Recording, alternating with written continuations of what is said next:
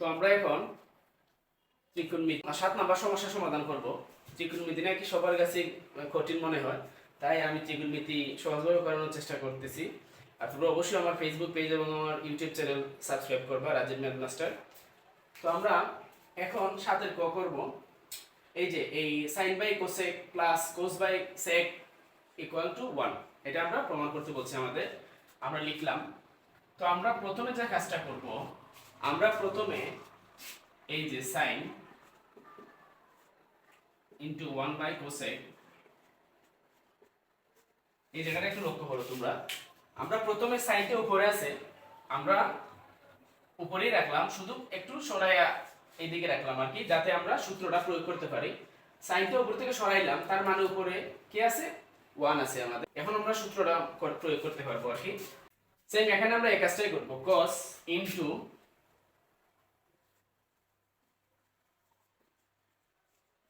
1 by sec। আমরা cosটা একটু সামনে এনে লিখলাম, এখানে আছে মানে উপরেই আছে, শুধু সূত্র প্রয়োগ করার জন্য আমরা এখানে উপর থেকে এখানে এনে রাখলাম আর কি, সরাইলাম।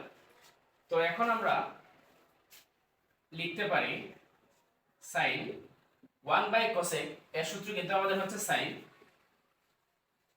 আমি আবার বলছি 1 বাই cosec, 1 বাই cosec এর সূত্র হচ্ছে আমাদের sin। এই যে এই জায়গাটা আমরা সূত্র প্রয়োগ করছি।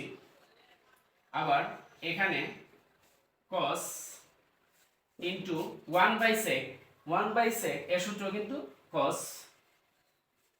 বলো তোমরা 1 by sec, 1 by sec, 1 by sec equal to cos, 1 by sec equal to cos।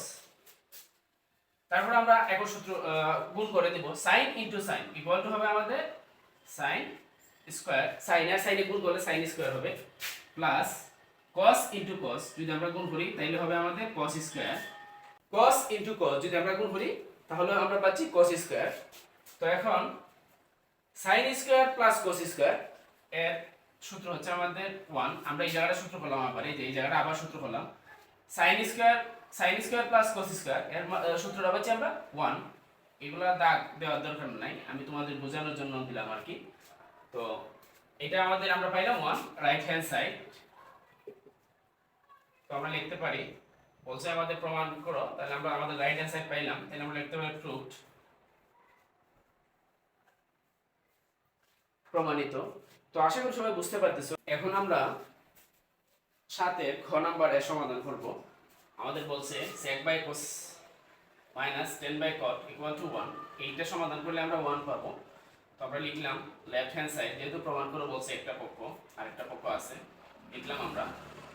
লেখার পরে আমরা আগের অঙ্কটার মতোই আমরা করব কি, secটাকে আমরা সামনে রাখবো, আর এখান থেকে সরিয়ে ফেলার কারণে এখানে 1 আছে, আর নিচে আছে আমাদের cos মাইনাস সেম 10টাকেও আমরা সামনে আনবো, ইনটু এখানে আছে 1, নিচে আছে আমাদের cot।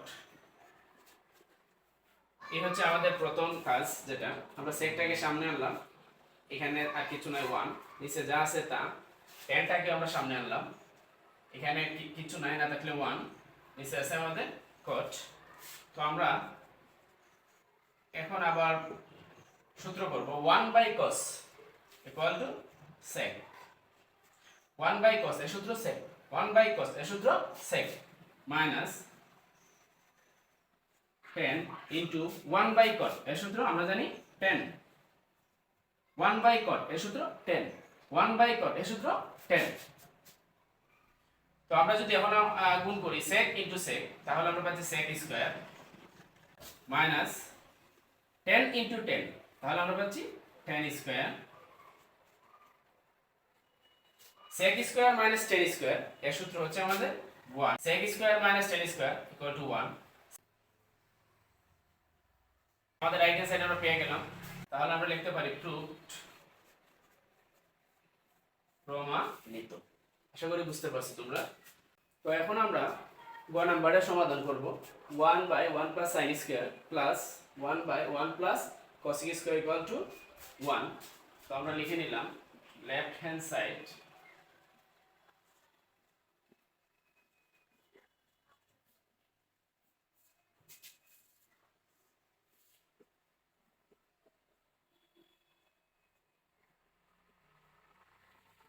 তো এখন আমরা যে কাজটা করব, সূত্র প্রয়োগ করব আমরা।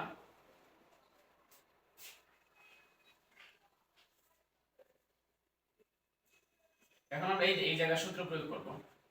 cosec স্কয়ার, cosec স্কয়ারের সূত্র হচ্ছে আমাদের 1/sin স্কয়ার। এই জায়গাটা সূত্র পেলাম আমরা cosec স্কয়ার, cosec স্কয়ারের সূত্র 1/sin স্কয়ার, cosec স্কয়ারের সূত্র 1/sin স্কয়ার। তো আমরা এদিকে যা আছে আমরা তাই লিখব, প্লাস 1 বাই, এখন আমরা 1 প্লাস 1/sin স্কয়ার এটা আমরা যোগ করব। এরকম ভগ্নাংশের যোগ আমি দেখাইছি এর আগেও তোমাদের। তো এই জায়গাটা আমরা কিভাবে করব, এই জায়গাটা করতে গেলে আমাদের লসাগু করতে হবে আগে। সর্বপ্রথম sin স্কয়ার, আর এখানে 1 এর নিচে কিছু না তাহলে আমরা ধরি 1 আছে, sin স্কয়ারকে আমাদের লসাগু হচ্ছে sin স্কয়ার। তো এখানে 1 আছে, 1 দিয়ে যদি আমরা sin স্কয়ারকে ভাগ করি তাহলে sin স্কয়ারকে sin স্কয়ার, আবার sin স্কয়ার দিয়ে আমরা 1 কে গুণ করব।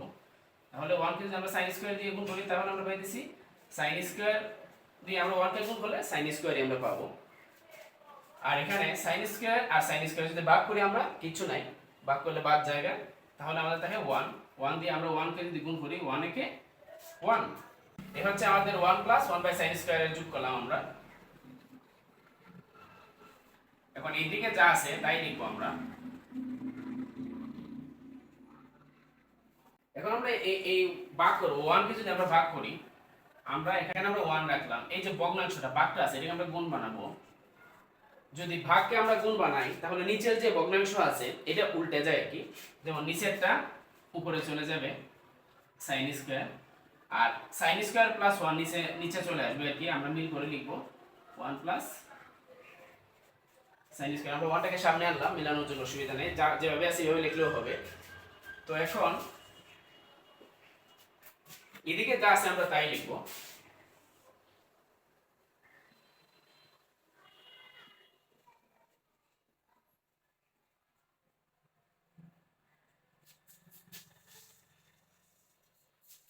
ওয়ান দিয়ে যদি এটাকে আমরা গুণ করি তাহলে যা আছে আমরা তাই পাবো, অসুবিধা নেই, 1 এর কোনো এখানে ভ্যালু আর থাকবে না। তাহলে আমরা পাইতেছি sin স্কয়ার বাই 1 প্লাস, এখন আমরা আবার যোগ করব। যোগ করতে গেলে আবার ভগ্নাংশের ঘরগুলো লসাগু করতে হবে আমাকে। লসাগু যদি আমি করি 1 plus sin square 1 plus sin square দুইটাই আমাদের মিলে গেছে, দুইটা যদি মিলে যায় তাহলে একটা আসবে লসাগু 1 প্লাস sin স্কয়ার। তো 1 plus sin square 1 plus sin স্কয়ারের মধ্যে যদি আমরা ভাগ করি তাহলে আমরা পাইতেছি 1, 1 দিয়ে 1 কে আমরা গুণ করলে পাইতেছি 1। আবার 1 প্লাস sin স্কয়ার এই ভগ্নাংশের হর আর এই লসাগুর মধ্যে যদি আমরা 1 প্লাস sin স্কয়ার ভাগ করি মিলে গেছে, মিলে গেলে বাদ, একজাত হলে বাদ 1 থাকে, ভাগফল 1 দিয়ে আমরা উপরে sin স্কয়ারকে যদি আমরা গুণ করি তাহলে আমরা পাইতেছি sin স্কয়ারে sin স্কয়ার। এখন 1 plus sin square by 1 plus sin square মিলে গেছে আমাদের, ভাগ করলে কিছু নাই, 1 ভাগ করলে আমাদের 1 থাকে, তাহলে আমরা পাইতেছি রাইট হ্যান্ড সাইড। এই যে আমাদের অ্যানসার পেয়ে গেলাম, প্রুভড, প্রমাণিত। আশা করি সবাই বুঝতে পারছে, একদম সহজ।